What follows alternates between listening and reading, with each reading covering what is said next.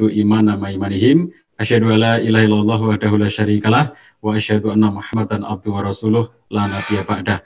Allahumma shalli wa sallim wa barik ala nabiyyina Muhammad wa ala alihi washabihi ajmain wa ba'd. Yang saya hormati Ustaz Yayan Sumantri dari Rumah Zakat, Ustaz Yusuf Erlangga dan semua teman-teman para pegiat gelombang wakaf dimanapun berada.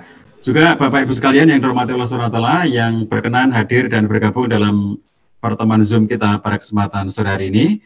Masya Allah ya, kita telah mendengarkan paparan yang luar biasa terkait dengan wakaf ini dan saya kira sangat rugi, sangat sayang sekali jika tawaran yang sangat simpatik, sangat menarik ini tidak kita gunakan. Maka optimalkan Bapak Ibu sekalian, mumpung ada teman-teman gelombang wakaf yang siap memproduktifkan wakaf ini sehingga tidak hanya berupa 3M tadi ya, kata Ustaz Yusuf, hanya untuk biasanya ya, yang diketahui itu hanya untuk masjid, kemudian untuk makam gitu. Jadi itu sesuatu yang, atau madrasah gitu ya, sesuatu yang ternyata lebih luas daripada itu.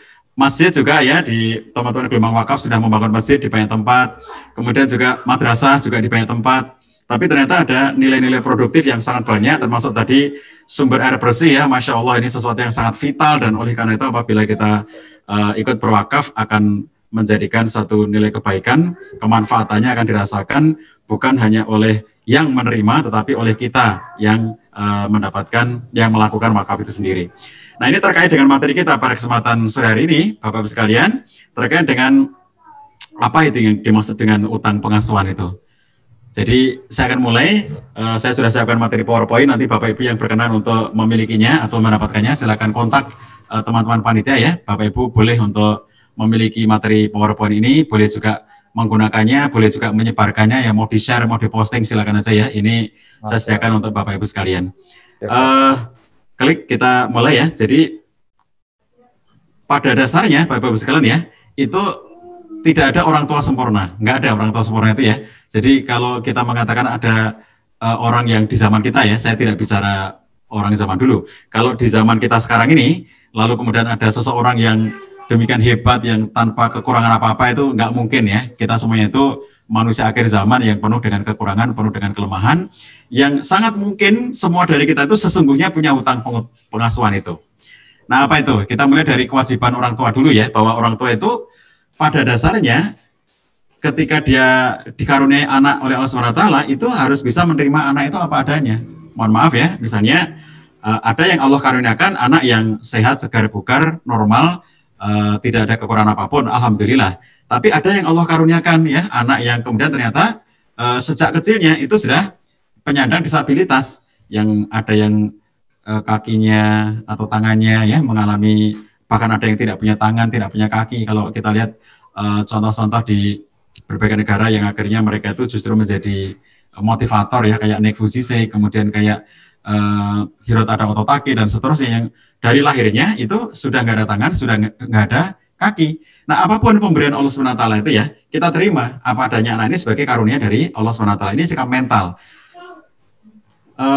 Kemudian juga harus bisa menyayangi anak sepenuh hati, sebagaimana kalau Bapak Ibu sebagian ada yang pernah ikut acara-acara gelombang wakaf pada bulan-bulan sebelumnya, telah saya sampaikan bagaimana Nabi SAW itu di antara parenting yang dicontohkan oleh Nabi SAW adalah Nabi itu menyayangi anak-anak itu dengan sepenuh hati. Bagaimana para sahabat mensifatkan, kami tidak pernah melihat orang yang lebih penyayang kepada anak-anak daripada Nabi SAW. Itu menandakan bahwa luar biasa kasih sayang Nabi itu ya kepada anak-anak.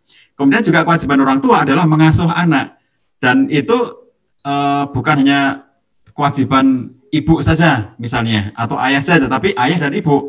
Jadi mengasuh anak itu ya, makanya nanti kalau kita bicara soal utang pengasuhan itu ya, mungkin yang utang ayahnya, mungkin yang utang ibunya, atau yang mungkin yang utang dua-duanya gitu ya. Karena kadang-kadang yang melakukan pengasuhan hanya ayahnya atau hanya ibunya, atau dua-duanya tidak melakukannya, itu berarti akan menjadi utang. Kemudian juga punya kewajiban mendidik anak. Ada orang tua yang tidak mendidik anaknya sama sekali. Betul-betul anak itu lahir dilepas gitu aja dan tidak dididik sama sekali.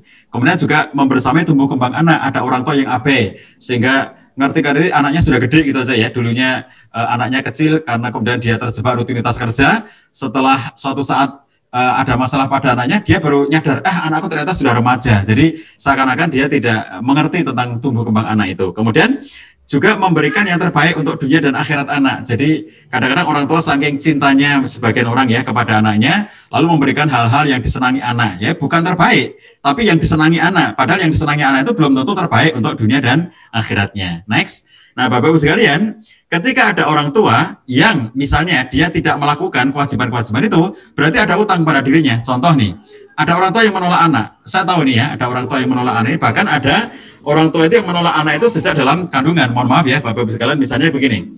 Ada karena pada zaman-zaman modern kita sekarang ya, kalau di zaman Nabi Sallallahu Alaihi Wasallam dulu tidak ada program kayak begini, tapi di zaman kita sekarang ini ya, ada program dari pemerintah misalnya keluarga berencana KB. Nah, karena ada program KB, maka kemudian ada misalnya ya contoh keluarga yang membatasi anaknya, sudah kita anaknya 1 aja atau anaknya 2 aja, misalnya gitu ya. Nah, oke, itu sebagai satu rencana oke aja. Tapi ketika mereka sudah merencanakan anaknya 1 saja atau anaknya 2 saja gitu ya, dan ternyata tetap terjadi kehamilan, maka hendaknya tetap bisa diterima apa adanya. Seperti poin pertama tadi yang saya sampaikan, hendaknya diterima apa adanya. Maksudnya bahwa kehamilan itu diterima, jangan sampai ditolak.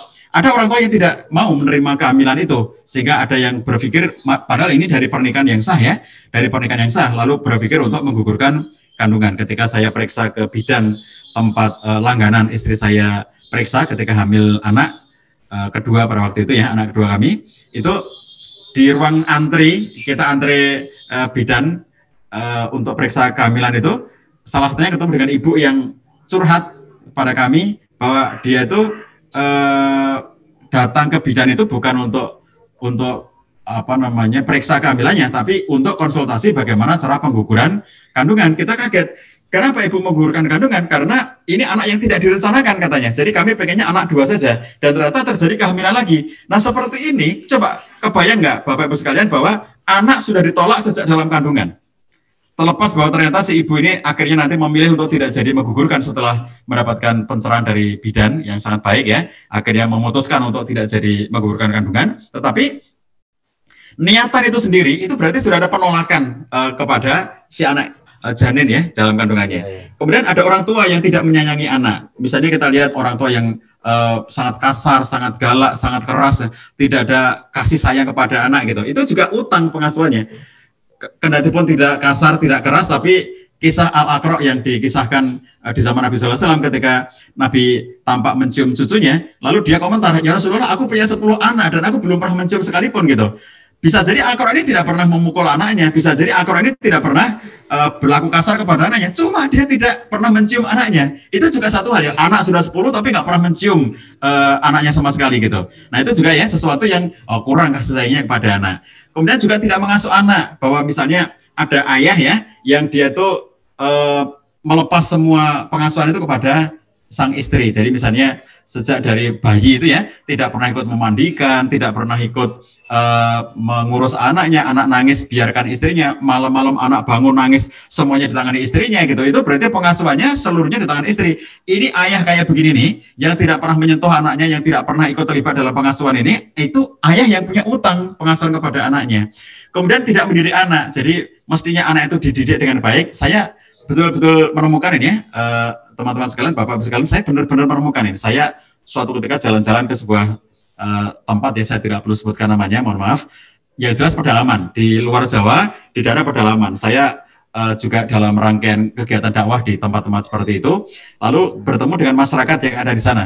Dan kemudian saya tanyakan, bagaimana dengan anak-anak belajar di sini? Ya, tidak belajar katanya. Maksudnya, bukankah di sini juga ada sekolahan? Ada. Terus kenapa tidak anaknya tidak disekolahkan? Ya mereka tidak mau katanya. Karena mereka tidak mau ya sudah. Kalau begitu apakah lalu diajari sendiri? Enggak juga, ya sudah dibiarin gitu aja. Anak itu benar-benar tidak disekolahkan, tidak juga diajari di rumah. Jadi benar-benar anak itu dilepas atau ditelantarkan gitu ya. Nah ini contoh nih, orang tua yang tidak mendidik anak berarti dia punya utang pengasuhan kepada anaknya. Ada juga orang tua yang tidak menemani tumbuh kembangnya anak. Mohon maaf nih Bapak sekalian ya. Mungkin karena ada yang tugas ya, misalnya belajar S2, belajar S3, kendati pun tugas mulia, termasuk tugas negara ya, yang dia harus melakukan satu aktivitas tertentu di luar negeri, sebagai pejabat di luar negeri, tidak bisa membawa anak dan istri, anak dan istrinya tinggal di rumah, ditinggal selama 2 tahun, ditinggal selama 4 tahun, atau TKW, TKI ya di luar negeri yang tidak bisa pulang selama 2 tahun, selama 4 tahun.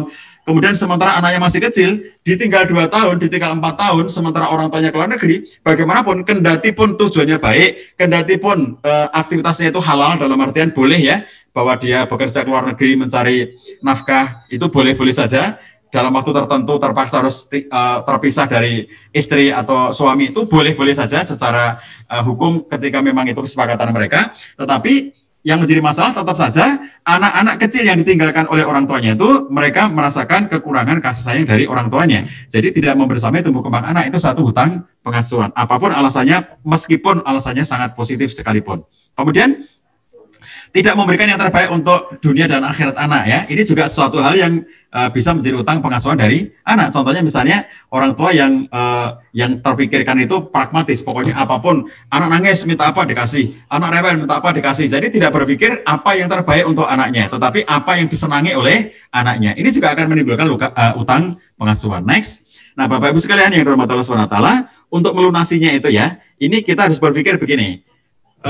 Bapak Ibu sekalian, bisa jadi kita sendiri sebagai orang tua nih, misalnya nih, saya orang tua, atau Bapak Ibu sekalian yang hadir di sini itu mayoritasnya orang tua. Nah, kita sebagai orang tua, bisa jadi kita sendiri itu termasuk dulunya itu anak yang tidak diasuh dengan baik oleh orang tua. Bisa jadi orang tua kita, karena pengetahuannya, karena ilmunya, kurangnya ilmu, kurangnya pengetahuan, kurangnya wawasan, kurangnya kesadaran, atau apapun, yang menyebabkan orang tua kita bisa jadi salah. Sebagian di antara kita itu dulunya diasuh atau ditelantarkan ya oleh orang tuanya, abai orang tuanya, pola asuh yang neglectful itu ya, yang tidak mengajari anak, tidak mendidik anak dan membiarkan anak sesuai dengan kesenangannya. Nah, kalau begitu berarti orang tua kita itu yang punya utang pengasuhan kepada kita, gitu ya. Jadi utang pengasuhan ini kayak multi level marketing itu ya, kayak MLM itu. Jadi ada orang tua kita misalnya itu yang punya utang pengasuhan kepada kita. Lalu kita itu sadar apa nggak sadar itu melakukan hal yang sama kepada anak kita. Akhirnya kita pun memiliki utang pengasuhan kepada anak kita. Nah, mata rantai ini harus kita putus. Bagaimana caranya? Mulai dari kita lunasi hutang orang tua itu kepada kita. Tadi ada pertanyaan yang sangat menarik dari Ustadz Yayan Sumantri dalam materinya tentang wakaf itu ya. Jadi apakah apa yang sudah kita tanam, termasuk di video tadi ya, apa yang kita tanam maka itulah yang akan kita tuai. Apa yang kita rawat ya, maka itu yang nanti akan kita tuai. Misalnya dalam konteks wakaf, kalau kita menanam wakaf di dunia ini, maka kita akan menuai, akan panen gitu ya, baik di dunia maupun di akhirat. Terutama di akhirat nanti itu panen yang luar biasa kalau kemudian kita menanamnya itu dalam bentuk wakaf produktif. Karena kalau wakafnya itu berupa misalnya ya pengajaran Al-Quran gitu, menyediakan Al-Quran, menggaji guru-guru pengajar Quran, menyediakan fasilitas untuk rumah tahfidz Quran dan seterusnya. Lalu yang dididik ini nanti menjadi anak-anak yang ngerti Quran. Lalu karena anak-anak ngerti Quran itu mereka mengaplikasikan Quran, lalu semua amal kebaikan mereka itu menjadi amal jariah, termasuk ketika kemudian mereka itu mengajarkan kepada yang lainnya, mempengaruhi yang lainnya, itu juga pahala yang MLM terus-menerus itu akan bertambah-tambah gitu ya, yang sampai pelakunya yang wakaf ini sudah meninggal dunia, dia akan terus-menerus mendapatkan pahalanya. Nah, siapa yang menanam kebaikan, dia akan panen kebaikan. Siapa yang di dunia ini menanam keburukan, maka juga nantinya akan panen keburukan. Naudzubillah min dzalik. Nah, dalam pengasuhan juga demikian. Apa yang kita tanam pada anak kita, itu juga yang nanti akan kita tuai. Makanya doa Bapak-Ibu sekalian ya, kita sering mendoakan orang tua kita itu misalnya doa seperti ini. Allahumma gfirli wali walidayya warhamhuma kama rabbayani shaghira. Coba, Allahumma gfirli, ya Allah ampunilah kedua orang tua kami.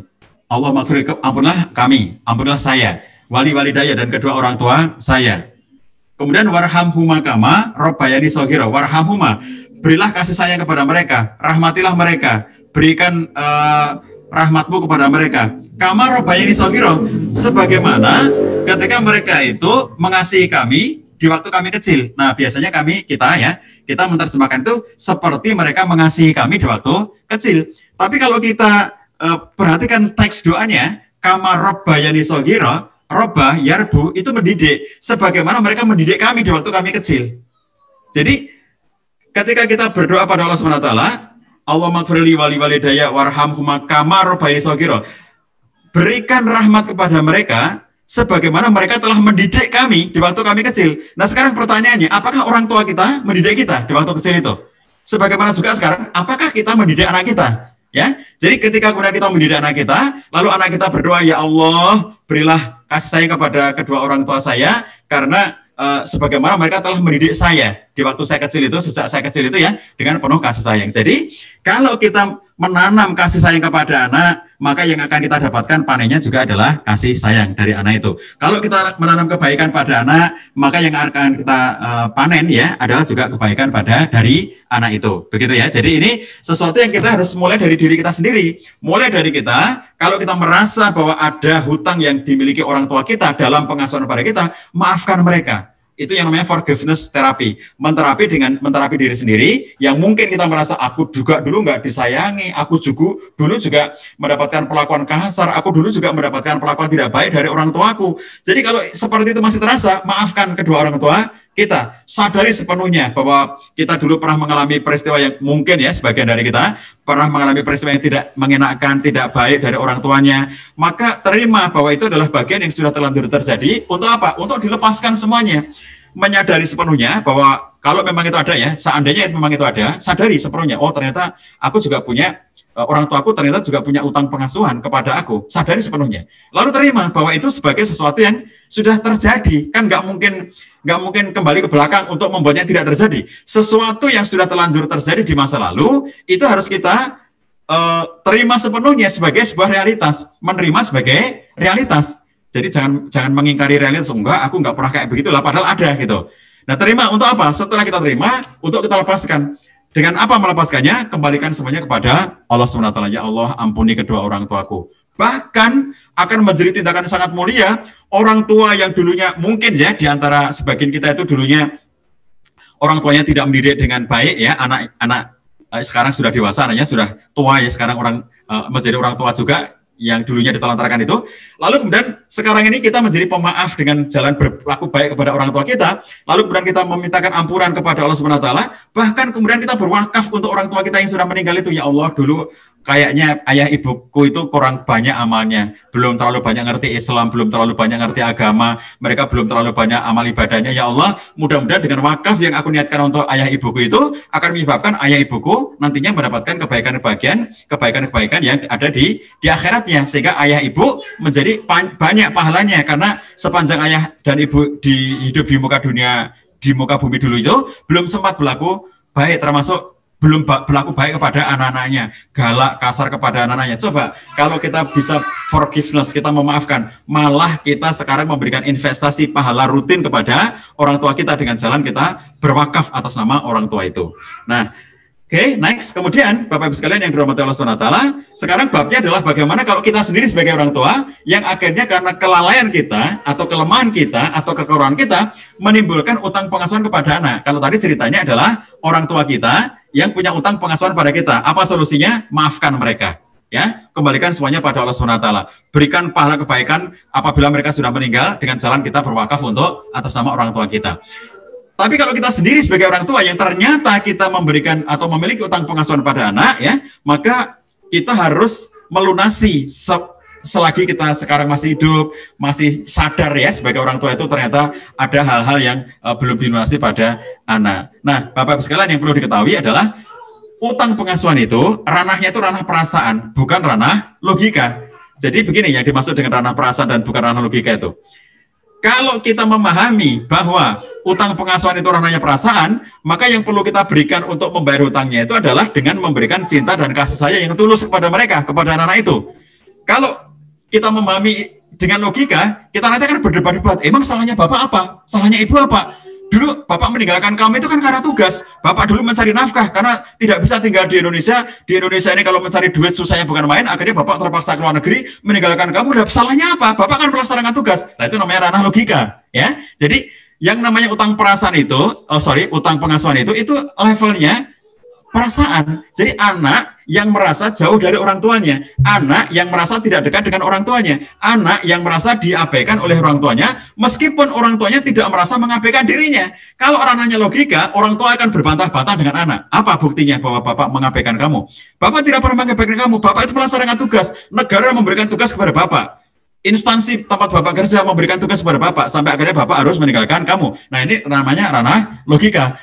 Sehingga orang tua tidak mengakui kesalahannya, malah berdebat-debat dengan anaknya. Nah, bukan seperti itu. Yang harus kita lakukan adalah kita harus membayar dengan cinta kasih sayang yang tulus kepada anak. Mintalah maaf kepada anak atas utang yang telanjur terjadi dan perbaiki hubungan dengan anak. Next. Nah, Bapak-Ibu sekalian yang dirahmati Allah SWT, di antara langkahnya adalah luangkan quality time bersama anak. Dan ini satu pesan Bapak-Ibu ya dari saya, dan insya Allah juga ini akan menjadi pesan yang disampaikan juga oleh teman-teman dari Gelombang Wakaf ya, dan dari Rumah Zakat. Di antara pesannya quality time ini ya, Bapak-Ibu sekalian, sekarang kita tahu COVID ini belum terkendali ya, bahkan kecenderungannya masih naik terus di Indonesia. Oleh karena itu, di antara saran kami dalam konteks penyelenggaraan dalam konteks penanggulangan COVID itu adalah, kan kita nanti akan menghadapi libur tahun baru. Bapak-Ibu sekalian, mari kita bikin kesepakatan komitmen pada keluarga kita liburan tahun baru di rumah saja. Quality time bersama keluarga di rumah saja. Kita melakukan kebaikan-kebaikan dari rumah saja. Tidak terbayang kalau tahun baru nanti karena libur bareng, lalu kemudian terjadi pergerakan massal ke tempat-tempat hiburan, lalu kerumunan, lalu gerombolan dan seterusnya. Kita khawatir bahwa itu akan menjadi titik ledakan yang sangat parah pada akhir tahun 2020 ini. Padahal pengennya kita segera terkendali. Oleh karena itu, Bapak-Ibu sekalian, ya, tahan kesenangan kita untuk tidak melakukan liburan keluar rumah. Ayo bikin komitmen, kesepakatan dengan anak-anak kita, dengan keluarga kita, quality time bersama anak-anak, bersama keluarga di rumah saja pada akhir tahun ini. Kemudian kompak bersama pasangan dalam pengasuhan. Ini bagian dari cara kita untuk membayar utang pengasuhan apabila memang memiliki kepada anak kita. Lalu kemudian kita diskusi dengan anak kita. Apa sih yang seperti apa yang dirasakan, yang disebut dengan utang pengasuhan yang dia pahami itu? Betulkah kita melakukan tindakan apa yang tidak baik atau enggak berkenan pada dirinya gitu, yang kadang-kadang tidak kita sadari. Kita membongkar, kita menggali, kita bertanya gitu ya.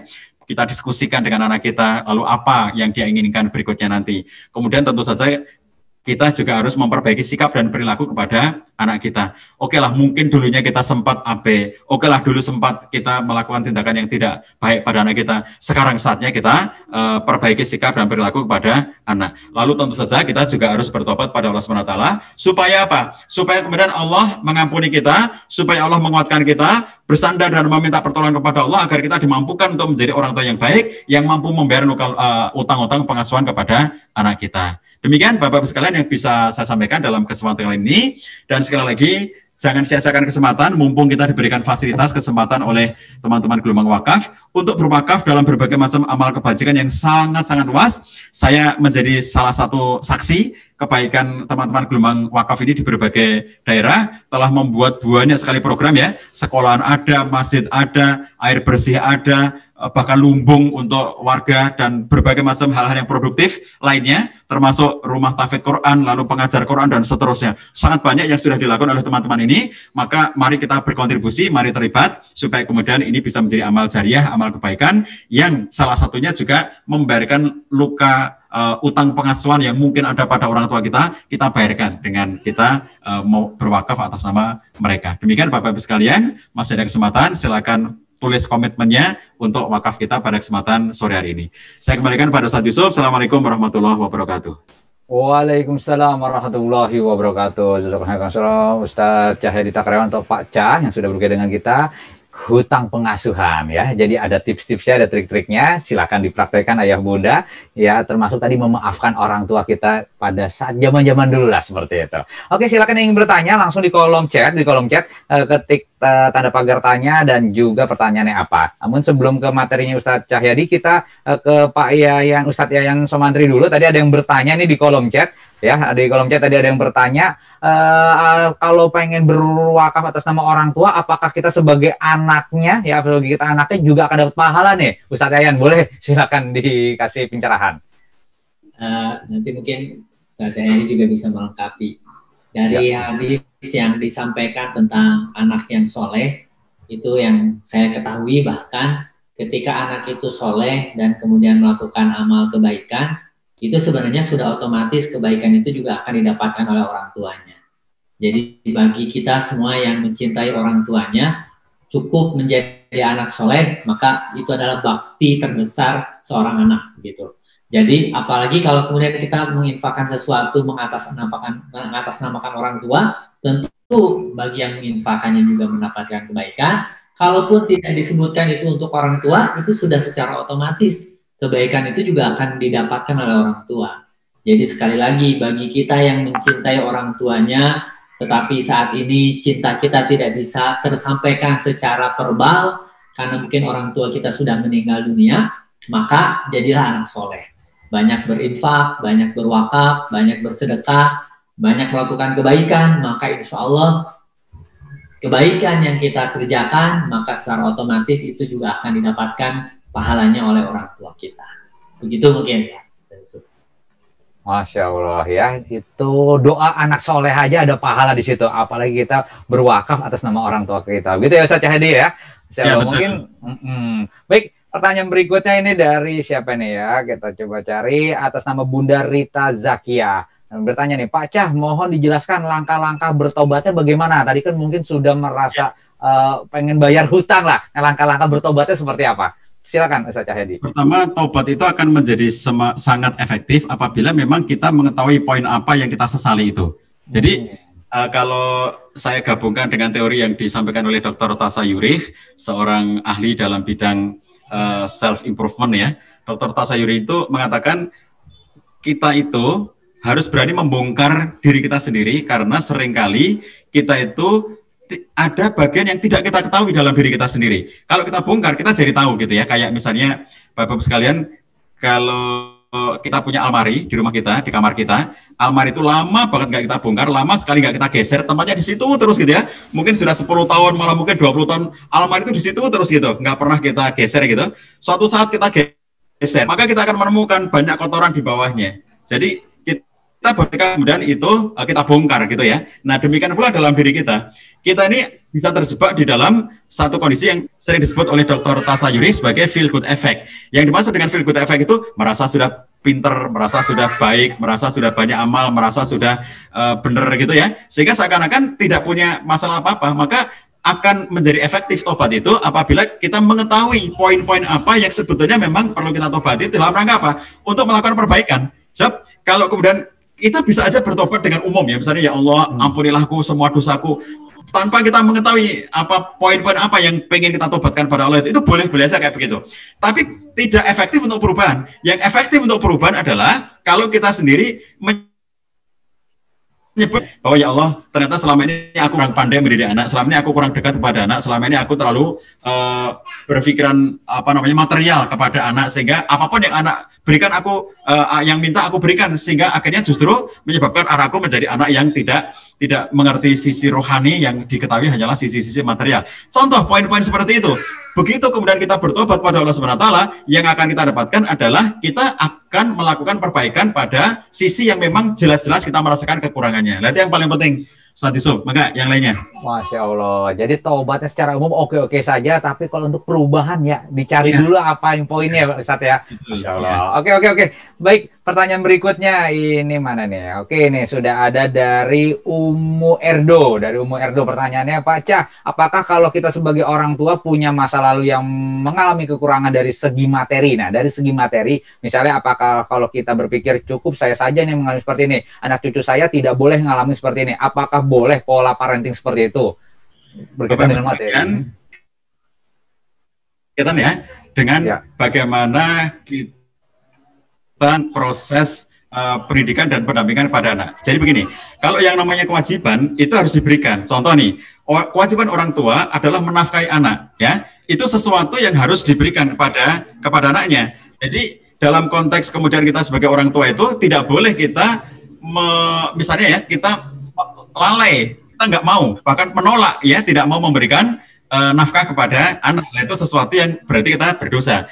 Tetapi seberapa banyak kita memberikan, lah di sini yang akhirnya menjadi pola, dalam artian kita memberikan kepada anak itu sebatas apa yang memang menjadi hal-hal pokok untuk kehidupan si anak tersebut. Ya, misalnya contohnya kalau anak masih kecil ya kebutuhan pokoknya itu makan, pakaian, ya tempat tinggal yang layak dan seterusnya begitu. Jadi tentu saja bukan semuanya harus diberikan.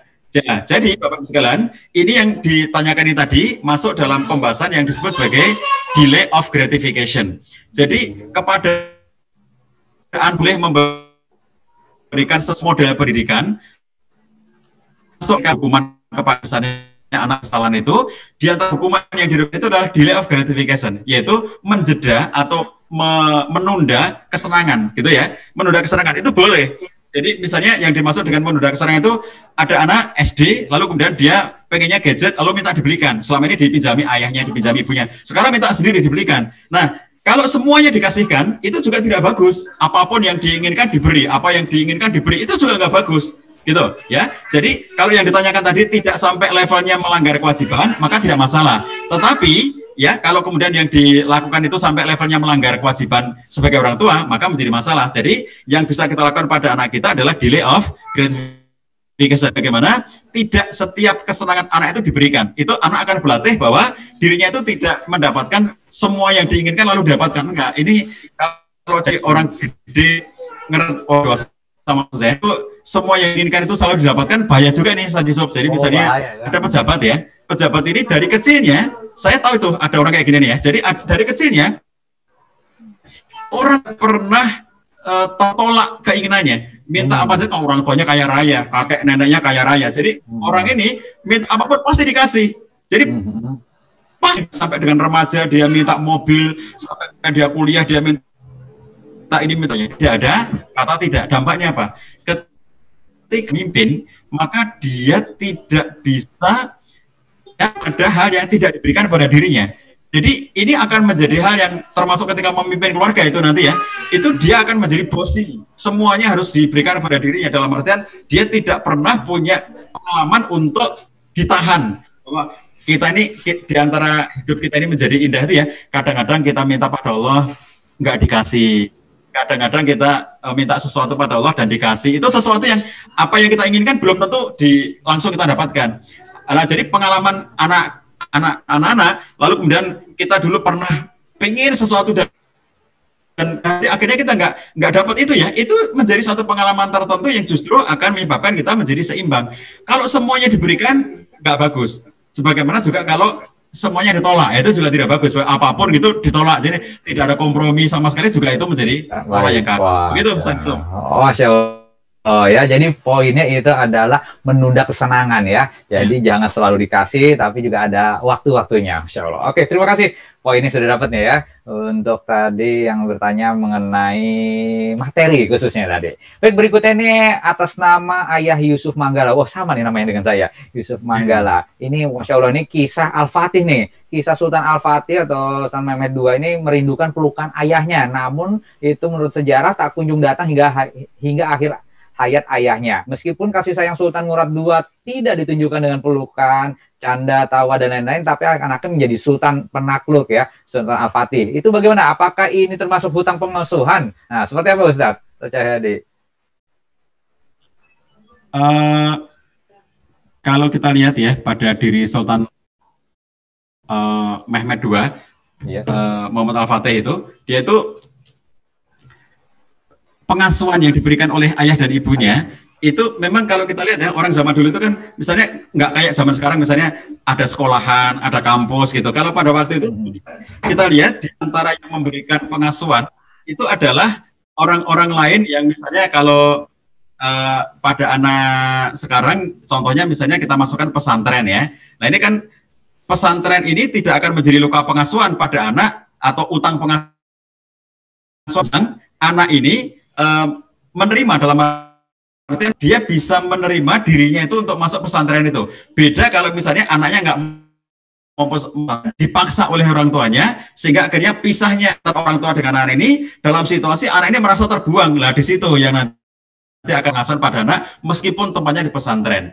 Nah, yang dilakukan oleh ayah dan ibunya ya, Sultan Al-Fatih ini adalah diantaranya dengan membelajarkan, karena ada situasi begini, ayahnya itu adalah sultan, ayahnya itu khalifah. Jadi karena ayahnya itu khalifah, maka kemudian itu nanti akan terjadi situasi pada diri si Al-Fatih kecil itu, semuanya serba diperlakukan dengan protokol sebagai anaknya penguasa, anaknya raja, anaknya pemimpin pada waktu itu. Sehingga apapun akan diberikan. Nah, dia tidak ingin anaknya manja kayak begitu. Makanya kemudian diutuslah ke guru-guru. Misalnya yang diantara yang terkenal adalah Syekh Al-Qurani. Syekh Al-Qurani ini menjadi gurunya Al-Fatih, dan pada akhirnya kemudian Al-Fatih ini mendapatkan pengajaran sampai hafal Quran dari Syekh Al-Qurani. Itu sama dengan kalau misalnya pada masa Imam Malik ya, ibunya Imam Malik mengatakanlah kamu kepada Syekh Madinah, belajarlah kamu ilmu, tapi ambillah adab dari dirinya sebelum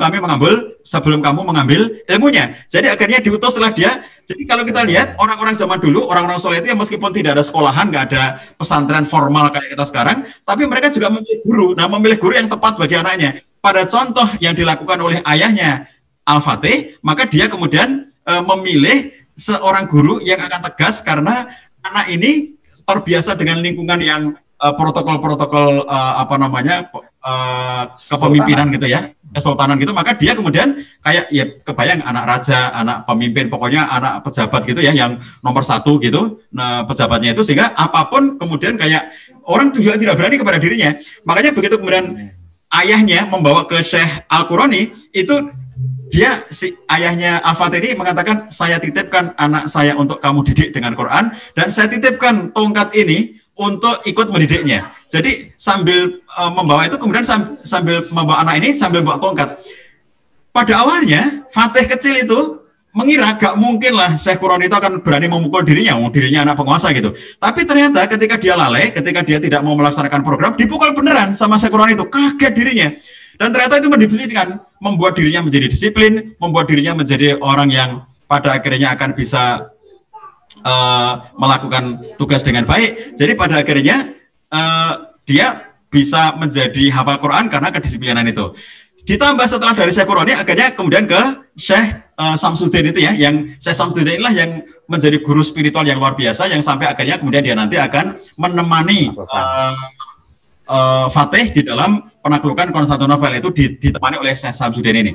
Nah, itu juga satu pengasuhan yang kemudian dilakukan oleh orang-orang yang terpilih ya dari orang tuanya itu. Kita melihat di sini, dia menjadi seorang pemimpin, dia menjadi seorang yang hebat, justru kemudian karena tempat-tempat itu. Dan tentu saja kalau kita melihat di sini, itu bukan karena pengabaian. Nah, ini yang salah satu ya, bukan karena abai.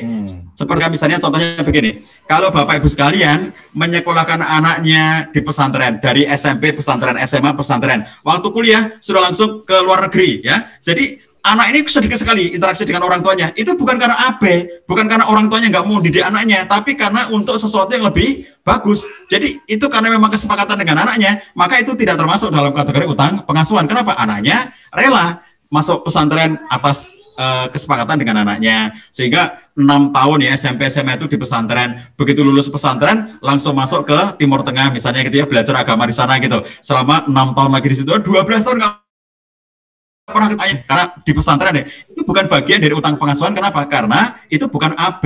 Kalau yang menjadi utang pengasuhan itu kalau itu adalah AB, jadi siapapun yang AB maka dia akan memiliki utang pengasuhan. Demikian.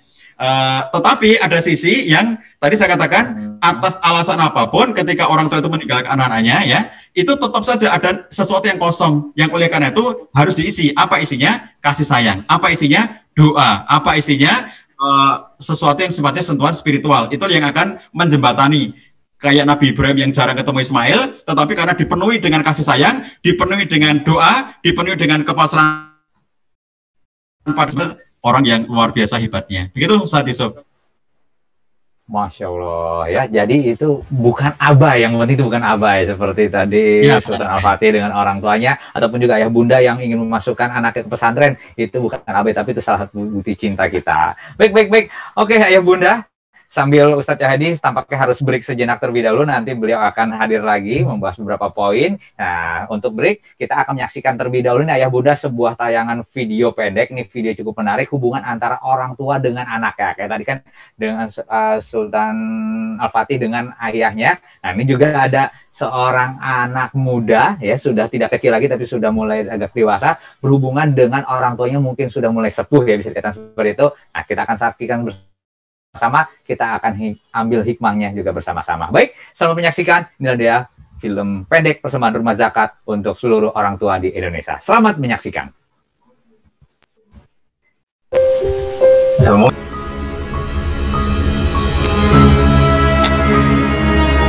Bapak kangen sama ibu. Bapak kangen berduaan sama ibu di taman.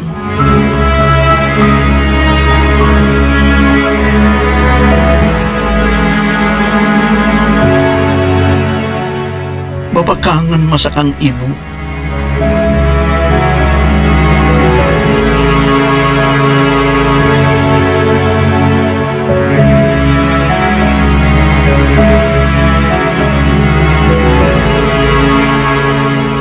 Mudah-mudahan Haji bisa melaksanakan amanat ibu dengan menyisihkan sebagian rezekinya. Pak, doain Haji ya. Tabungan ini mau Haji pakai buat modal usaha. Usahamu harus sukses, Ji. Dan jangan lupa, kamu harus mewujudkan mimpi ibu. Bapak sudah tua. Bapak tidak akan mungkin bisa mewujudkan mimpi ibu itu. Haji janji, Pak. Kalau Haji sukses nanti, Haji bakal wujudin mimpi ibu.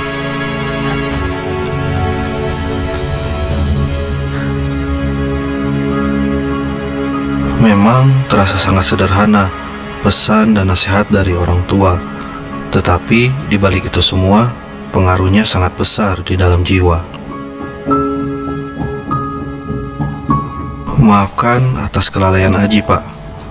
Maafkan juga telah membuat Bapak kesal.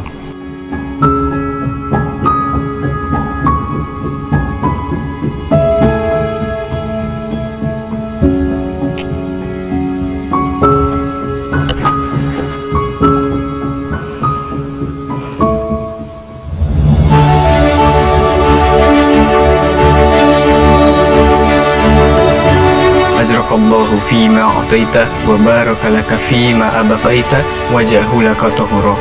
Ya Allah ya Rabbana, mudah-mudahan Allah memberi pahala atas apa yang diberikan.